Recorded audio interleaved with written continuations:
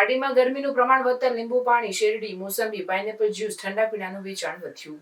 April મહિનો પૂરો થવા આવ્યો છે ત્યારે ઉનાળો પણ આકરો બનતો જાય છે. ધીમે ધીમે તાપમાનનો પારો ઉચકાઈ રહ્યો છે. આવી સ્થિતિમાં ઉનાળો અસહ્ય પ્રકોપ વર્તાવી રહ્યો છે.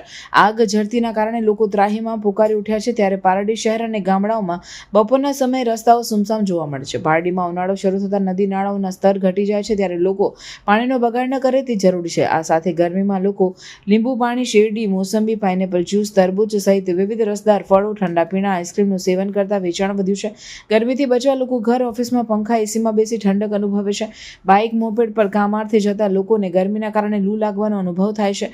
વર્તમાન સમયમાં વધતી જતી ગરમી બાબતે પારડીના પ્રતિમાબેન ભાવસારે જણાવ્યું કે મે માસ આવી રહ્યો છે ત્યારે હજી તાપમાનમાં વધારો થવાની શક્યતા હવામાન વિભાગ દ્વારા આપવામાં આવે છે. ત્યારે દરેક લોકો પાણીની માત્રા વધારવા નારિયેળ પાણી, સિકંજી, શેરડીનો રસ અને વધુ પ્રમાણમાં પાણી પીવું ખૂબ જ જરૂરી છે.